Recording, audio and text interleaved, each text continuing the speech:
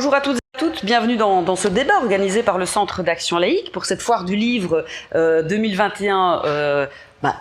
Pas en présentiel, on ne pouvait pas, mais on est là quand même, on est content de vous recevoir avec nos invités aujourd'hui pour vous parler de l'extrême droite. En effet, l'extrême droite partout ressurgit et séduit de nouveaux publics. Pourquoi? On va le voir avec nos invités, surtout comment la bête aurait-elle mué? C'est le titre d'un livre, elle s'habille de nouveaux habits cette bête aujourd'hui, un livre qui est paru aux éditions Liberté, j'ai écrit ton nom, donc les éditions du Centre d'Action Laïque, coécrit par Olivier Starky. Bonjour. Olivier. Olivier Starky et Julien Doé. Et pour débattre avec Olivier Starky sur cette bête qui aurait mué les nouveaux visages de l'extrême droite, nous avons aussi le plaisir de recevoir François Debras. Alors je vous présente tous les deux. Olivier Starky, tout d'abord, vous êtes donc directeur des services syndicaux de la Centrale Générale de la FGTB. Vous êtes auteur également de plusieurs ouvrages, dont un sur l'importance que revêtent les mots, le discours dans la vie syndicale et politique. Et on verra vous parler des mots aussi dans ce dernier ouvrage. Donc je le répète, la bête a-t-elle mué? Et François Debras. Bonjour François. Bonjour. Vous êtes assistant au sein du Centre d'études démocratie de la faculté de droit, sciences politiques et criminologie de l'Université de Liège. Vous êtes également maître de conférences. Alors Olivier, j'ai commencé avec vous. Cette bête a-t-elle mué? En fait, l'axe de votre livre que vous développez, ce serait plutôt le fait que le visage de l'extrême droite a changé, mais que l'idéologie derrière reste la même, invariablement. Cette idéologie, on l'a fait remonter souvent aux années 20-30, mais en fait, dans ce livre, vous et Julien, vous dites qu'elle date de périodes bien antérieures. Expliquez-nous. Oui, en effet, dès la Révolution française, en fait, il y a eu une sorte de réaction qui s'est organisée. Donc très souvent, comme vous le dites dans l'introduction, très souvent on dit oui, l'extrême droite, c'est les années 20, les années 30. Mais non, dès ce moment-là, il y a eu toute une réaction qui s'est organisée et il y a tout un discours anti-égalitaire qui s'installe et qui se manifeste clairement comme étant contre les Lumières. Et ainsi, dans le livre, on développe ça de manière bien plus large, mais ce qui est important, je pense, c'est d'avoir un débat sur ici et maintenant. Mais quand même, par exemple, une des figures tutélaires de Bart de Wever n'est autre qu'Edmund Burke, qui est un philosophe politologue de cette période-là et qui a réagi vigoureusement contre les idéaux de la Révolution française. Et ce faisant, il y a tout un corpus idéologique qui s'est développé et qui reprend le discours anti-égalitaire sur lequel l'extrême droite fait son beurre, pour le dire un peu crûment.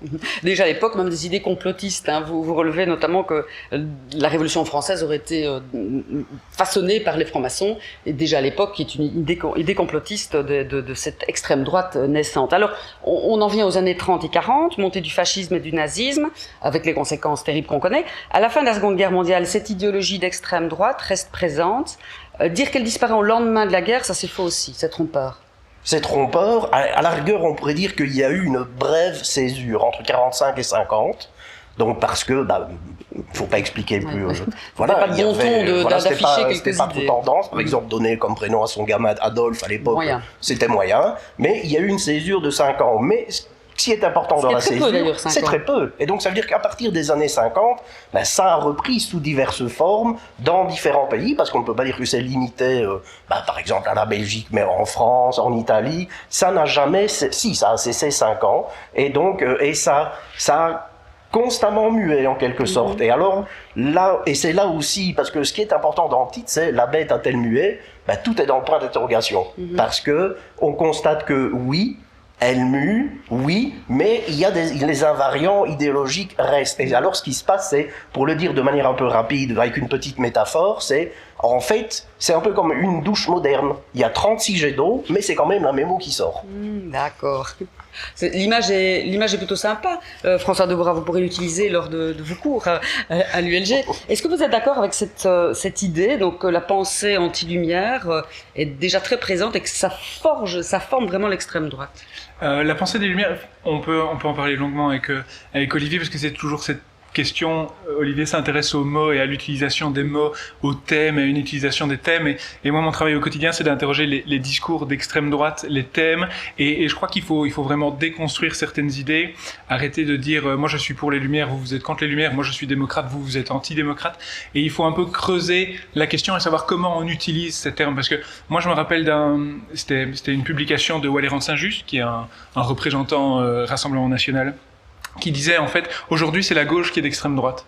Et en fait, on utilise des mots et il expliquait, oui, en fait, aujourd'hui, la gauche, elle est contre les idées des Lumières, elle est contre la laïcité, elle est contre l'égalité des Français parce qu'elle privilégie les migrants, par exemple, etc. Et donc, on prend une idée, cette idée des Lumières, et on la retourne complètement pour se faire. Tout et n'importe et alors, quoi, c'est très intéressant de voir un homme politique d'extrême droite, donc Valère Saint-Just, dire qu'aujourd'hui, c'est la gauche qui est d'extrême droite. Et là, on se rend compte que quels sont les repères, quelles sont les idées qu'on veut véhiculer. Et donc, je trouve que c'est très intéressant d'avoir cet aspect thématique et analytique et même critique des mots et des idées et de déconstruire, en fait, non pas, donc, comme je le disais, non pas de s'envoyer au visage des mots, mais de savoir, on utilise tous les mêmes mots. Moi, j'aime bien, par exemple, dans mon travail, je questionne le terme démocratie par l'extrême droite, et moi, j'utilise le terme démocratie comme une formule. C'est un terme vide, mais qui est pas vide de sens. Tout le monde peut l'utiliser, mais si vous demandez à Marine Le Pen c'est quoi la démocratie, à Jean-Luc Mélenchon c'est quoi la démocratie, et à Emmanuel Macron c'est quoi la démocratie, ils vont tous utiliser le mot, ils vont tous dire qu'ils sont démocrates, mais ils vont le penser différemment. Et je crois que les idées des Lumières, c'est un peu la même chose. Il faut savoir quels sont les thèmes qu'il y a derrière, comment on les utilise, comment on les pense, comment on les concrétise au quotidien et comment on les applique dans la société d'aujourd'hui. Alors, je rebondis, Olivier, ça doit vous faire frissonner quand vous entendez donc cette réflexion d'Olivier sur la gauche. De François. De François, pardon. La gauche, ce serait l'extrême droite. Réagissons à cela aussi. En tant que partisan de la FGTB. Oui et non, parce que je suis assez d'accord sur le fond, à savoir que on peut venir avec des mots, mais à partir du moment où on ne les définit pas plus avant, ils peuvent être victimes de détournements, de retournements. Et d'ailleurs, sur les Lumières, précisément, dans le livre, à un moment, on explique que les Lumières, c'est quoi? Est-ce que c'est un brol qu'on met un peu là-bas, comme à la bibliothèque, ou est-ce que ce sont des principes qu'on utilise quotidiennement, si et seulement si on les définit? Et ainsi, par exemple, on citait notamment dans la foulée de Dico Mali, un politologue flamand, où on dit, on peut très bien avoir un discours qui brandit les Lumières, en effet, mais qui s'en éloigne dans les propos et la manière dont c'est décliné, notamment au Parlement. Donc tous les deux, vous analysez vraiment, c'est quasi votre combat au quotidien, vous analysez ce qui fait aujourd'hui le discours et la mutation justement de cette extrême droite. Est-ce que on peut évoquer justement cet exercice du pouvoir? C'est qu'aujourd'hui, elle prétend à exercer le pouvoir comme un autre parti, comme n'importe quelle autre mouvance politique. Alors, on peut, donc, pour toujours en fond parler de est-ce que l'extrême droite a mué, on pourrait dire dans un certain sens, je vais prendre deux exemples, le Rassemblement national en France, on pourrait dire qu'il y a un changement par volonté d'exercice du pouvoir. Par exemple, Marine Le Pen aujourd'hui se rend compte que ce n'est plus très vendeur auprès des jeunes et des primo-votants de promouvoir la sortie de l'Union européenne et le retour à la monnaie nationale. Donc ça, on va adapter, on va être moins clair sur le projet européen, on va peut-être plus le critiquer sur son action et moins sa nature. Et donc là, on pourrait dire qu'il y a en tout cas un certain changement ou une adaptation qui peut exister. Autre exemple, par rapport à cet exercice du pouvoir, il n'y a pas énormément de pays, quoi. On pourrait dire qu'il y en a toujours trop, dans un certain sens, où l'extrême droite est arrivée au pouvoir, mais un cas emblématique, c'est l'Autriche. Et en Autriche, par exemple, le candidat à la présidentielle Norbert Hofer, donc aux dernières présidentielles, était entre guillemets la face, on va dire, respectable du FPÖ et vendait cette idée, a fait une campagne sur la démocratie, le référendum, le retour aux citoyens. Donnez-moi le pouvoir et je vous le rendrai, etc. Finalement, il a perdu les élections contre un candidat indépendant, mais la campagne a été reprise pour les élections législatives l'année suivante. Cette idée de la démocratie directe, je suis la voix du peuple et je vous redonnerai le pouvoir, etc. Ils sont arrivés au pouvoir, le FPÖ est arrivé au pouvoir dans le gouvernement Kurz avec une coalition politique. Et là, on se rend compte que finalement, aucune proposition en matière de référendum n'a été mise sur la table. On n'a pas volonté de renforcer la démocratie directe, renforcer les initiatives citoyennes. Et pour revenir à cette idée, donc, mutation, pas mutation, cette idée, par exemple, Herbert Kickl, qui était donc membre du FPÖ et qui a été nommé ministre de l'Intérieur, a eu des rappels comme ça avec le passé. Donc, ça existe aussi, et il disait qu'il était quand même temps de trouver une solution finale au problème migratoire. Alors, quand on lui a dit, est-ce que vous avez bien évoqué le terme de solution finale, ça ne vient pas de nulle part comme terme. Et il a dit, excusez-moi, ma langue a fourché, mais je voulais dire qu'il fallait trouver un problème définitif ou qu'il fallait résoudre, aller à la racine du problème pour le résoudre. Mais on sent que parfois, comme ça, il y a des piqûres de rappel qui sont parfois volontaires, parfois involontaires, qui peuvent être involontaires parce qu'il y a une politique très forte aussi de certains partis politiques d'extrême droite pour cadenasser le réélu pour justement qu'il ne défraie pas la chronique. Mais à l'inverse, il y a aussi parfois c'est une technique volontaire qui est de on arrive au pouvoir où on augmente son poids électoral, mais il faut quand même toujours rassurer une base dure qu'il y a sur le côté, et donc on fait des petites phrases d'accroche comme ça de temps en temps qui permettent de réactiver. Donc mutation, oui, dans certains cas, il y a quand même des propositions qui sont différentes, il y a des thématiques qui changent. Si on reprend Marine Le Pen, ses discours ne sont pas les mêmes que ceux de Jean-Marie Le Pen. Il y a des logiques comme le droit pour les personnes handicapées qui sont mis en avant, la laïcité est bien plus mise en avant. Alors encore une fois, on peut se poser la question de quelle laïcité, mais la laïcité est mise en avant, l'égalité homme-femme est mise en avant, bon, là c'est pour lutter contre l'islam, la notion de démocratie est mise en avant, etc. Donc il y a quand même des changements thématiques, la question de l'Europe est mise en avant, mais après on peut se poser la question sur est-ce que c'est, entre guillemets, purement esthétique ou pas. Mais ça, c'est une autre question. Vous aussi, Olivier Starky, qui étudiez les mots, est-ce qu'on peut dire que l'extrême droite chez nous, telle qu'incarnée dans le Vlaams Belang par exemple, est vite et est différente de celle qui jadis était condamnée pour des mots comme racisme ou xénophobie? Elle fait attention aujourd'hui? Oui, il y a clairement une volonté de lissage du discours. Donc, de manière, on peut dire que je vais dire la même chose, mais je vais réfléchir à la manière dont je le dis. Ainsi, je ne vais pas dire que il faut renvoyer tous les étrangers, etc. Mais on peut le dire en disant il faudrait envisager un processus de remigration. Je dis la même chose, sauf que la manière dont je l'emballe, c'est une manière qui passe mieux, d'une part, et qui ne va pas faire sortir immédiatement le radar. Ça, c'est une première chose. Et alors, ce qu'on constate aussi au niveau de l'évolution du discours, mais c'est purement cosmétique, force est de constater, je vais citer 2 exemples. Lors de la dernière campagne électorale, le Vlaams Belang est venu et a fait campagne en disant « Moi, je garantis la pension minimum à 1500 € net pour tous ». Sauf que, ça c'est un propos, et on en parlera tout à l'heure, c'est un propos qui, en 140 signes, nickel, sur Twitter, ça marche. Sauf que quand on analyse plus en détail, il y a des tas d'éléments, comme par exemple les périodes admissibles, qui ne sont pas reprises. Donc ça veut dire que c'est un faux discours. Deuxième exemple, lors du premier confinement, au mois de mars de l'année passée, quel est le parti qui a dit haut et clair au Parlement qu'il allait déposer une proposition de loi pour octroyer le chômage temporaire à 100%, c'est le Vlaams Belang, sachant bien évidemment qu'il n'y aurait pas d'assises, qu'il n'y aurait pas au sein du Parlement suffisamment de partis pour voter, mais c'est pas grave, on est dans le performatif, ça a été dit, et en plus ça peut se décliner sur les réseaux sociaux, et c'est bingo. Alors vous le dites aussi, enfin on le constate, stratégie de communication évidemment tout à fait nouvelle, 30% des électeurs ou moins ont moins de 34 ans. Quel regard avez-vous sur ces nouveaux outils de propagande l'un et l'autre? Il faut dénoncer justement pour éduquer en quelque sorte et tirer la petite sonnette d'alarme dans chaque mot et voir derrière?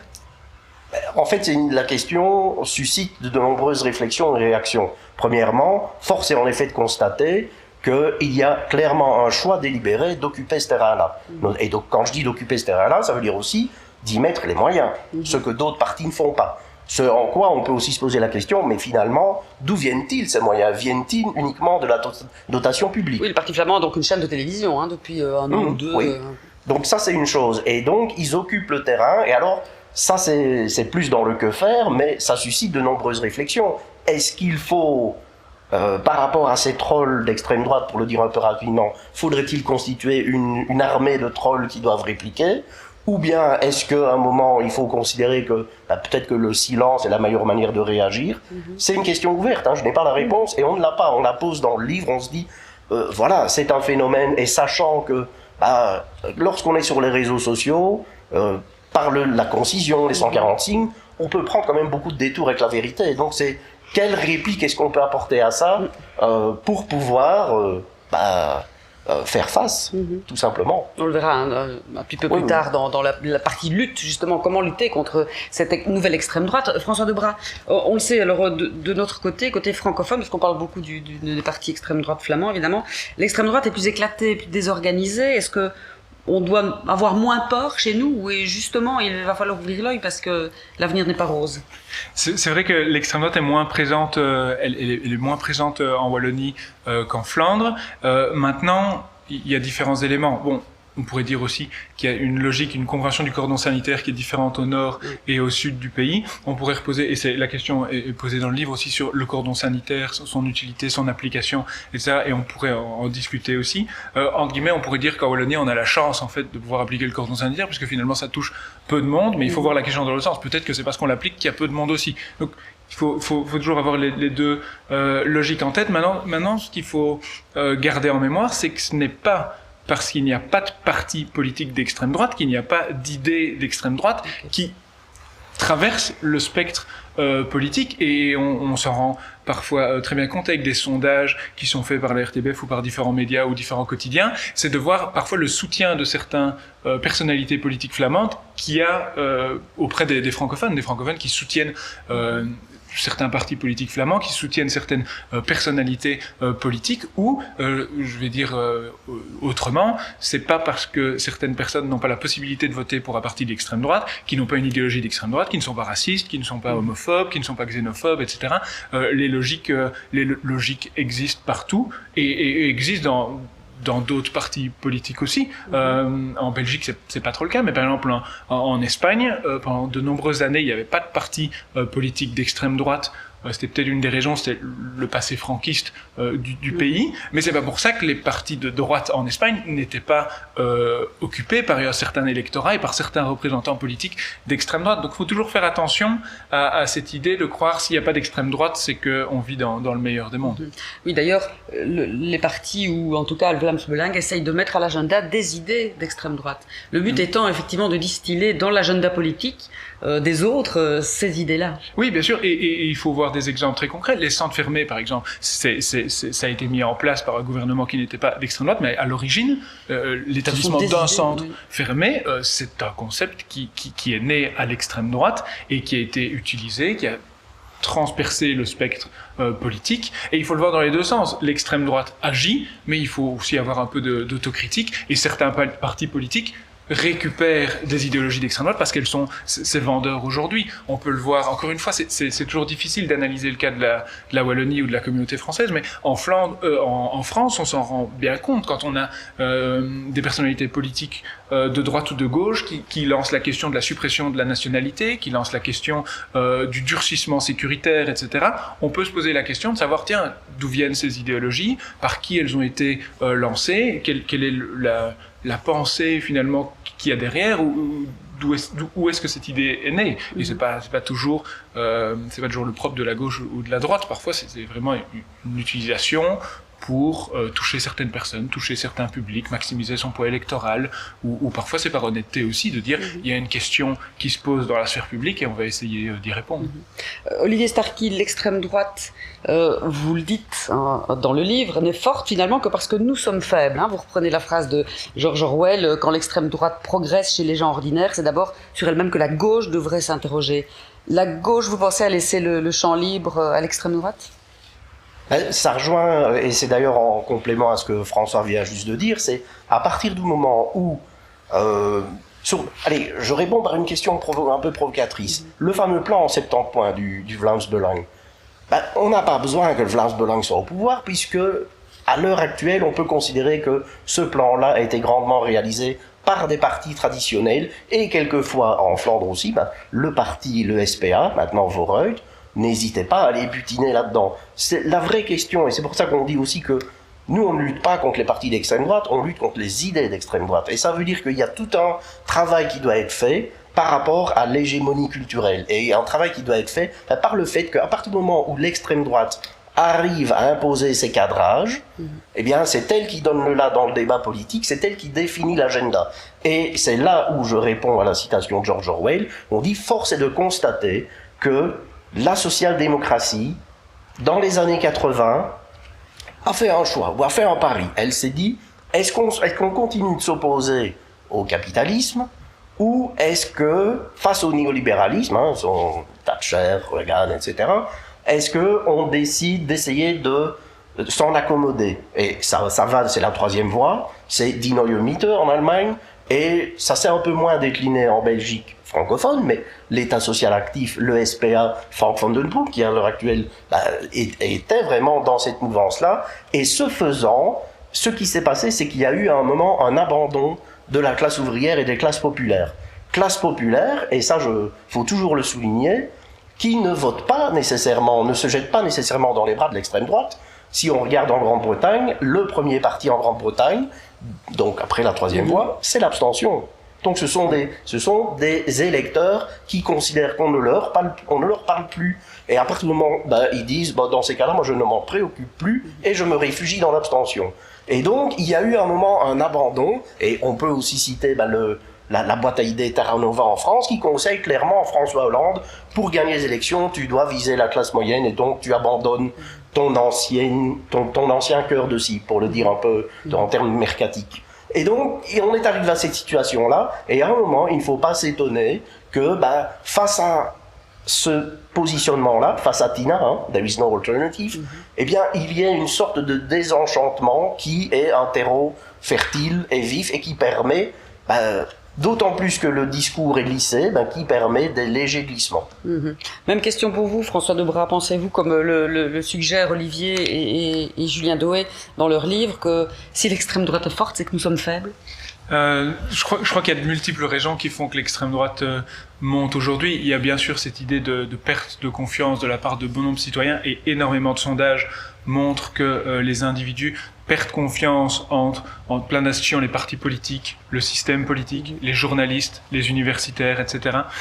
Plusieurs études montrent aussi que il y a une perte d'adhésion à tout ce qui est mouvement collectif, tels que par exemple les syndicats, les groupes, etc. Mais à l'inverse, je crois que ce sont beaucoup de sondages qui sont construits sur des anciens cadres, parce qu'il y a énormément de jeunes qui s'inscrivent dans des mouvements de jeunesse, qui s'inscrivent dans des mouvements citoyens. On a vu avec la marche pour le climat. Donc, je crois qu'il y a quand même un renouveau ou une demande qui est là, et mais peut-être qui est en parallèle, ou qui n'est plus au même niveau que l'offre qui est faite par certains partis politiques. Et donc, il y a une recherche d'alternatives. Les gens veulent peut-être faire de la politique autrement, ou entre eux, ou entre communautés, entendu au sens large. Et peut-être que les partis politiques, comme on est toujours dans le modèle où en fait pour faire passer une loi il faut être au Parlement, les gens agissent différemment, et plus nécessairement à travers le vote. Et donc oui, il y a une abstention qui existe. Il y a peut-être une incapacité de certaines personnes ou de certains hommes et femmes politiques à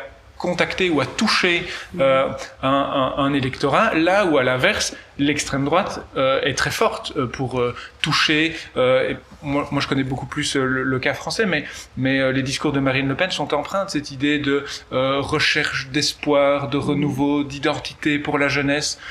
Qu'allons-nous faire demain, d'un projet, et qui touche plus à l'émotionnel et à l'émotif, là où par exemple on peut avoir, et ça peut être très triste, mais des personnalités politiques très compétentes, mais qui donnent un tableau Excel des recettes et des dépenses de l'État. Et ça c'est pas vendeur aujourd'hui, surtout pour des jeunes qui viennent de faire la marche pour le climat. Si on met le budget de l'État et qu'on dit en fait on peut plus toucher parce que ça c'est le budget pour l'Europe, ça c'est le budget pour la défense, ça c'est le budget pour l'éducation, ça c'est le budget pour la santé, et en fait il nous reste, et on peut rien faire. C'est pas très vendeur. Maintenant, c'est vrai que, comme on le disait tout à l'heure, l'extrême droite a la force de pouvoir dire, moi je le fais en 120 caractères, je change le monde, et puis après, on dit, et on pourrait même le dire, même une fois au pouvoir, c'est très compliqué aussi de mettre ces personnalités-là devant leurs responsabilités, puisque si un jour j'arrive au pouvoir, moi je fais un référendum pour ou contre l'Union européenne, pour ou contre la fermeture des frontières, et finalement ils diront c'est pas moi, c'est les gens qui ont choisi. Donc il y a cette question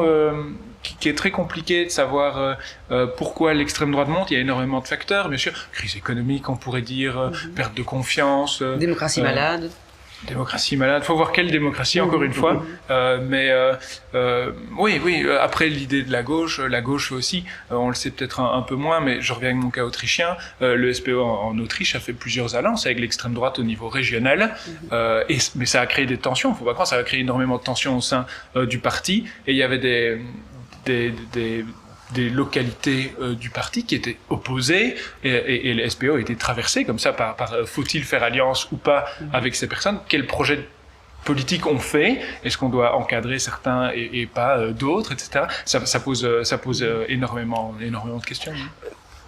François Debras donc évoque le cas autrichien. Est-ce que l'Europe, vous pensez, nous influence beaucoup? Est-ce qu'il ne faut pas oublier de regarder plus loin que nos partis et nos combats Flandre-Wallonie Est-ce que c'est un danger aussi, cette extrême droite qui est en train, cette marée brune là, qui est en train d'envelopper l'Europe? Oui, de toute manière, ça oui. Mais là où c'est intéressant aussi, et pour compléter l'analyse, c'est, je reviens en Grande-Bretagne, force est de donc on abandonne Tony Blair, on le jette à la poubelle, hop, c'est fini. Force est de constater que Jeremy Corbyn est devenu le leader du Parti travailliste, un peu par accident, par ailleurs. Et alors, à un moment, il a développé un programme qui revient aux fondamentaux. Il a travaillé main dans la main avec une organisation qui s'appelle Momentum et qui occupe le terrain, et pas que le terrain des réseaux sociaux, mais qui allait dans la rue. Et à ce moment-là, on constatait que les jeunes, notamment, ont repris une carte d'adhésion au Parti travailliste, et ce qui fait que c'est devenu le Parti social-démocrate qui entend le plus grand nombre de membres. Bon, vous allez me dire, et c'est de bonne guerre, qu'ils n'ont pas remporté les élections, 2 fois de suite. Alors la première fois, ça s'est joué à un fifrelin. Bon, la deuxième fois, c'est le discours sur le Brexit qui a un peu noyé le poisson, et j'ajouterais volontiers que les médias dominants, qui sont clairement à droite, à un moment ont sorti des discours comme quoi Corbyn était antisémite, et ça n'a pas aidé, disons-le clairement. Deuxième exemple, en quoi l'Union européenne, et pas uniquement par le biais de la peste brune, mais l'Union européenne par le cadre qu'elle impose, à savoir le carcan budgétaire, qui était le cas jusque l'année passée, rend évidemment difficile d'avoir un discours et un projet qui peut être enchanteur, même si ça n'est pas... Parce que là où je suis aussi d'accord avec François, c'est que je pense qu'il y a un vrai souci pour les partis de gauche, il y a un vrai souci de recourir aux émotions, de travailler sur les émotions. On rechigne à faire du storytelling, on rechigne à venir... Parce que justement, ça fait trop extrême droite un peu, ou trop populiste, on va dire, allez. Oui, enfin le mot populiste, c'est une peau de banane, hein. Oui. Ça on peut en débattre si on veut. Aussi, ce sera un autre débat, Voilà, l'année c'est un prochaine. autre débat, mais ça reste intéressant. Donc on rechigne d'aller chercher les émotions. Et pourtant, ce qui n'a pas été construit par la raison ne sera pas défait par la raison. Ça, c'est vraiment un point essentiel vis-à-vis des électeurs d'extrême droite.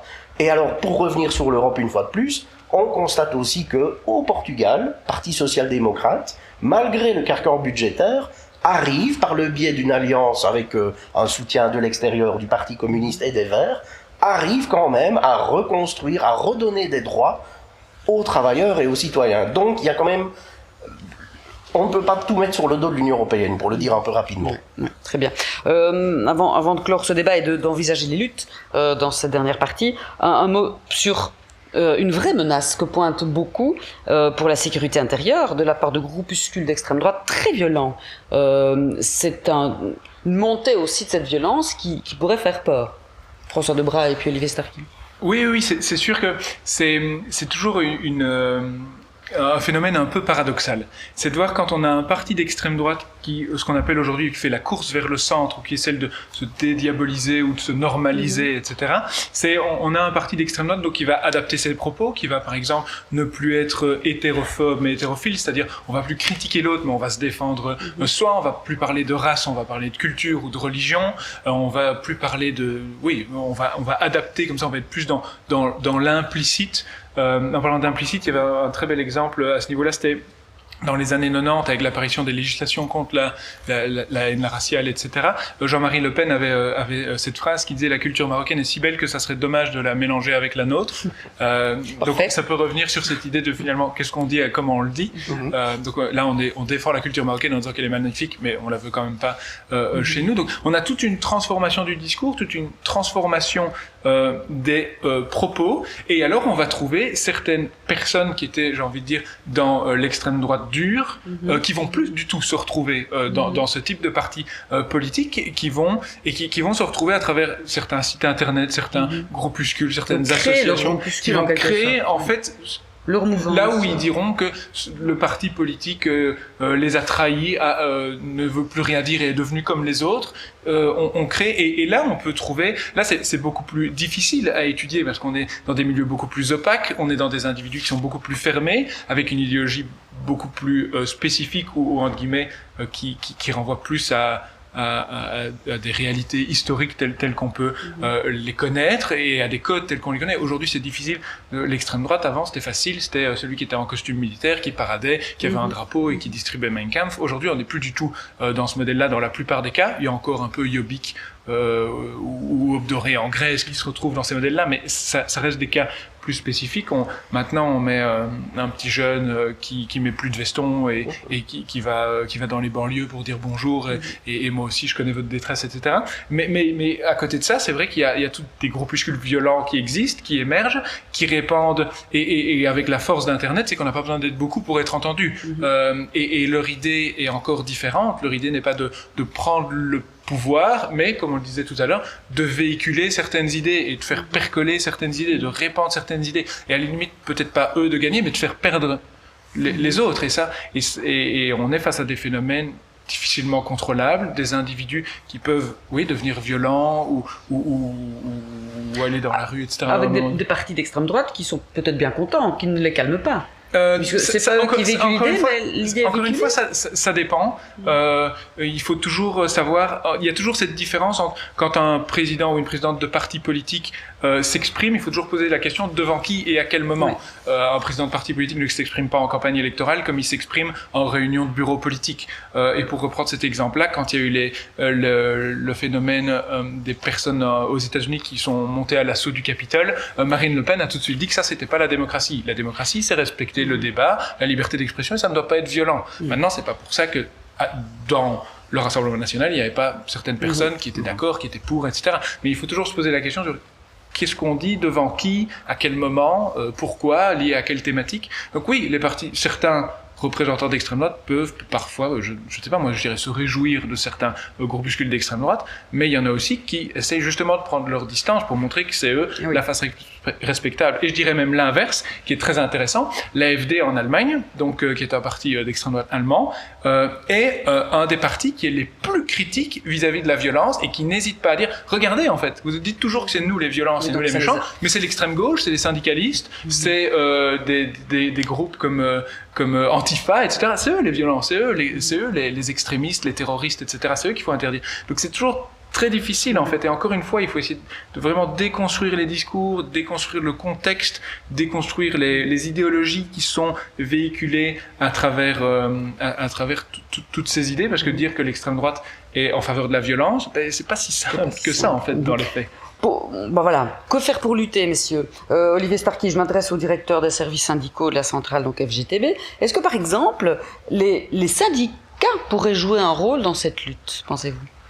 Moi, je ne pense pas qu'ils pourraient jouer un rôle. Ils doivent jouer un rôle. Parce que de toute façon, et je pense même qu'ils ne doivent pas avoir d'état d'âme, parce que, de toute façon, par rapport aux idées et aux partis d'extrême droite, ils sont parmi l'ennemi intérieur. Donc, quoi qu'il advienne, ils ne doivent pas avoir d'état d'âme parce qu'ils savent d'office qui seront les premiers visés dans le lot. D'autre part, et je suis extrêmement pragmatique, 2024, échéance électorale au pluriel, donc les communales, mais aussi, je pense qu'à ce niveau-là, il n'y a pas d'état d'âme à avoir. Il faut, en effet, occuper le terrain et lutter contre ce désenchantement et montrer que la démocratie, au sens large du terme, celle qu'il faut à tout prix se réapproprier et radicaliser, ça passe notamment par des syndicats combatifs et des syndicats qui veillent à ce que on puisse à nouveau engranger les victoires syndicales, parce que l'idée non plus, ce n'est pas nécessairement de se battre sur les idées d'extrême droite, c'est se battre pour un projet, pour la démocratie, parce que, je reviens à ce que je disais tout à l'heure, c'est une question de cadrage. Si je laisse mon adversaire définir la manière dont le jeu va se dérouler, je monte sur le terrain de football en jouant en défense. Et ce n'est pas la meilleure manière de marquer un goal, pour prendre une métaphore un peu rapide. Et donc, que faire et quelle lutte mener, ben, il y a ce combat-là, le combat pour les idées, il doit se mener quotidiennement. Ça se fait aussi par des débats comme ici, mais ailleurs, ça se passe par l'éducation populaire, notamment, et aussi, dernier élément, et ça, c'est plus vrai pour la Belgique francophone, pas parce qu'on a encore ce luxe-là, mais dès que l'extrême droite manifeste de velléité de se rassembler, pas plus tard que samedi 1er mai à Liège notamment, mais l'année passée à Gilly, lorsqu'ils ont voulu faire la constitution du parti européen, eh bien il faut occuper le terrain, il faut être là, il faut montrer que ça ne passera pas. Et c'est plus facile à faire en Belgique francophone parce que, voilà, on n'en est pas encore à des situations où ils ont pignon sur rue, mais il n'empêche, il y a eu des manifestations à Anvers lorsque Salvini avait voulu venir. Et donc, ce sont des choses qui doivent être faites. Il faut occuper les terrains, celui des idées, mais aussi le terrain de la rue. Et ne pas leur donner la parole, c'était la question aussi, hein, cordon sanitaire, pas cordon sanitaire, leur donner la parole dans les médias, oui ou non, vous seriez plutôt contre. Hein. Plutôt contre, oui.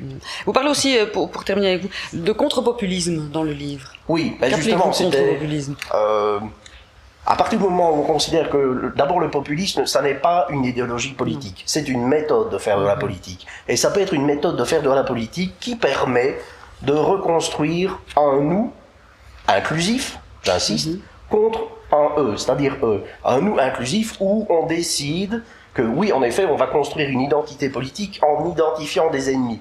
Et notre ennemi n'est pas comme pour l'extrême droite le musulman, mais on pourrait dire que notre ennemi peut être la finance, mais pas François Hollande qui dit mon ennemi c'est la finance et que 3 jours après il va dans le City, pas ça.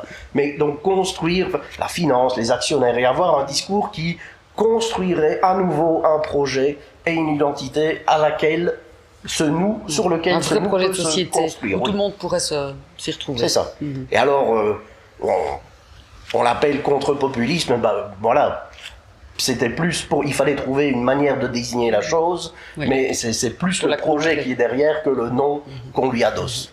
Très bien.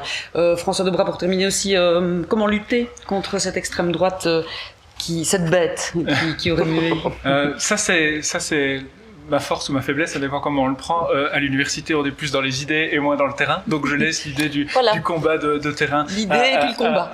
à Olivier. Maintenant, ce que je crois qui est quand même intéressant, et c'est peut-être pour botter en touche sur la question du cordon sanitaire, encore une fois, il y a des pour et des contre des deux côtés, mais ce qu'on se rend compte aujourd'hui, c'est, on en parlait un petit peu tout à l'heure, le Vlaams a mis 400 000 € par exemple en campagne publicitaire sur Facebook, c'est la même somme que tous les autres partis. Aujourd'hui, avec YouTube, un parti politique peut avoir une chaîne personnel et parler pendant des heures et des heures sans contradiction, sans aucune opposition et on se rend compte que les jeunes sont de plus en plus sur, et c'est pas une critique des jeunes, je m'inclus dans certains raisonnements aussi, on regarde moins en moins le JT, on lit de moins en moins un quotidien et on s'informe de plus en plus sur Internet. Or sur Internet, on observe des phénomènes de biais de confirmation, c'est-à-dire, et on est tous pareils, on va voir sur Internet ce qui nous donne raison, pas ce qui nous donne tort. Donc on évolue dans des bulles où on écoute certains types de discours qui ne connaissent aucune contradiction. Et donc je crois qu'il y a un combat là qui est à mener, à parfois, et encore une fois on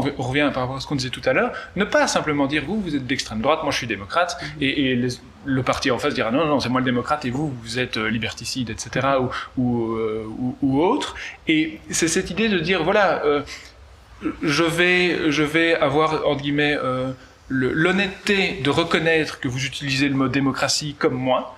Je vais accepter de discuter avec vous de qu'est-ce que c'est la démocratie pour vous, et alors je dirai sur quoi, sur quelles valeurs, sur quelles personnes pour moi doivent en faire partie ou n'en font pas partie. Et là on débat non plus sur des mots, mais on débat sur du fond, sur des valeurs, sur des idées, sur des projets.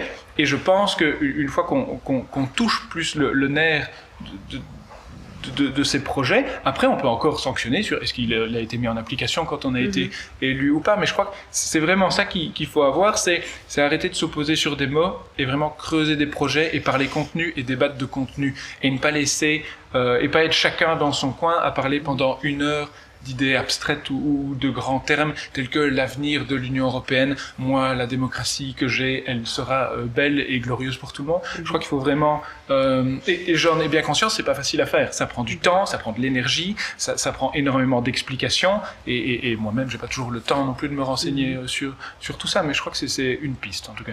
Il reste du boulot, messieurs.